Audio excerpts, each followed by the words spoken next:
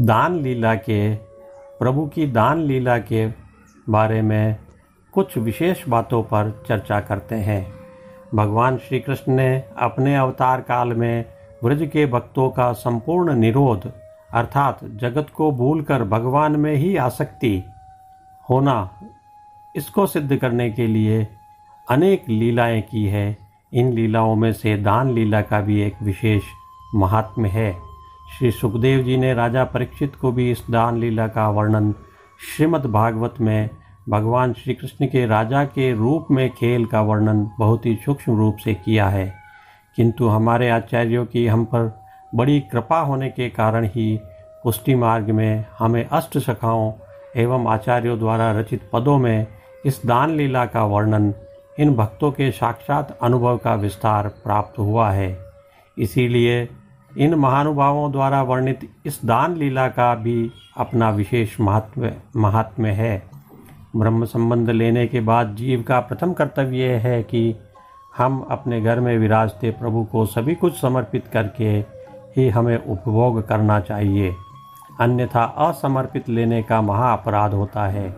किंतु जब प्रभु स्नेह से वश होकर स्वयं यह देखे कि जीव भगवान को अर्पण करे बिना ही भोग कर रहा है, तब जीव को अंगीकार करने के लिए प्रभु खुद ही जीव के पास से मांग लेते हैं।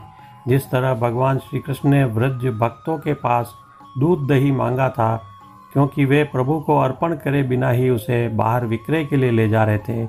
यही दान लीला है।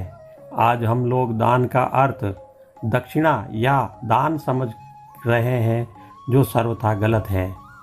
वहाँ अवतार काल में ब्रज भक्तों की मुख्य साधन संपत्ति दूध दही ही थी और भगवान ने उसे दान या टैक्स के रूप में लेकर यह रसीली दान लीला की है, जिससे भक्तों का मन प्रभु में निरुद्ध हो गया। अर्थात यहाँ दान का अर्थ टैक्स है, जो प्रभु दूध दही बेचने वाले गोपियों से लेते थे। द्वापर युग में भगवान श्री कृष्ण ने ग्वाल बालों के साथ बरसाना और चिकसोली के मध्य सांकरी खोर नामक गली में तथा गोवर्धन स्थित दान घाटी में गोपियों से दही माखन का दान लिया था।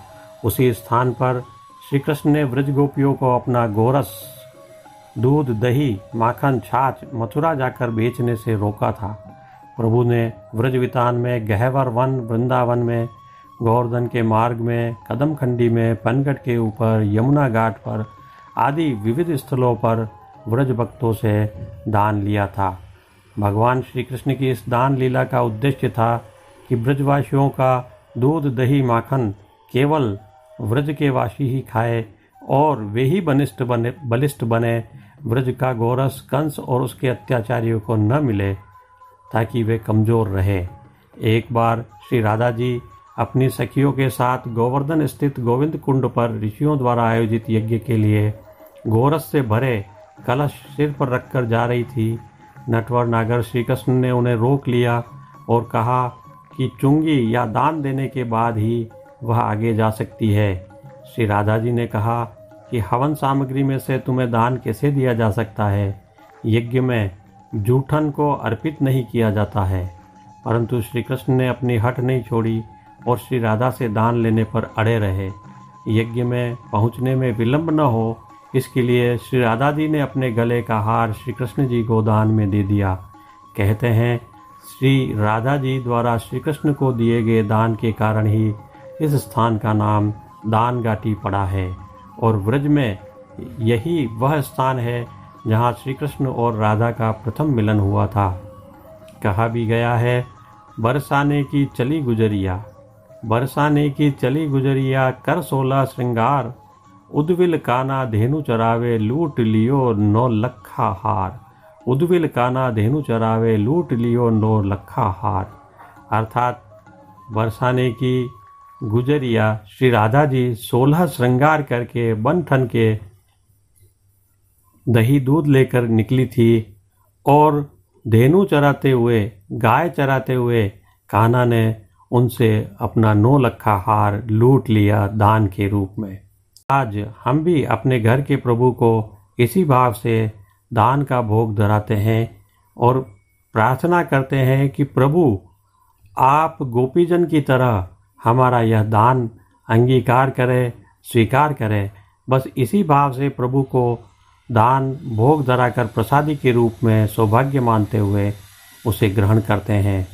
प्रभु को नित्य भोग धराते हैं और इस दान लीला के दिनों में जो भोग प्रभु को धराते हैं, इन दोनों भोगों में यही अंतर है कि नित्य हम प्रभु को समर्पण करते हैं, किंतु इन दान लीला वाले दिनों में प्रभु सामने चलकर हमसे दान मांग रहे हैं।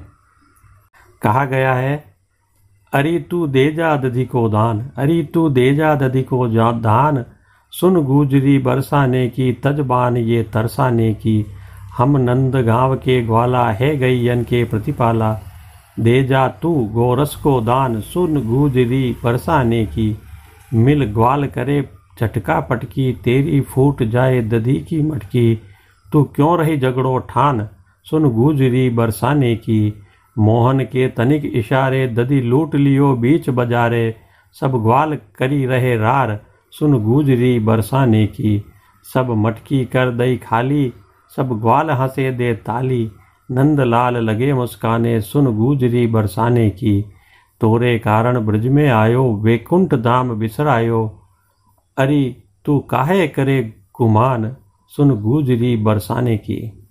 आनंद अवतार भगवान श्री कृष्ण की लीलाएं भक्तों को आनंद और प्रेम बांटने के लिए हुई है। इसी कारण नंदराय जी के यहाँ 9 लाख गायें होने के कारण भी वे गोपियों को कहते हैं, ग्वालिन मीठी तेरी छाछ, ग्वालिन मीठी तेरी छाछ, कहा दूध में मेल जमायो, सांची कहूँ किन बाछी। और वे ये भी कहते हैं कि दान की खातिर या ब्रज आयो छाड़ दियो वैकुंठ सो धाम, अर्थात इस दान की खातिर से ही मैं ब्रज में तुम ब्रज भक्तों के पास आया हूँ और मैंने वैकुंठ धाम छोड़ा है। जय श्री कृष्ण, राधे राधे। आज बस इतना ही। आपका दिन शुभ हो।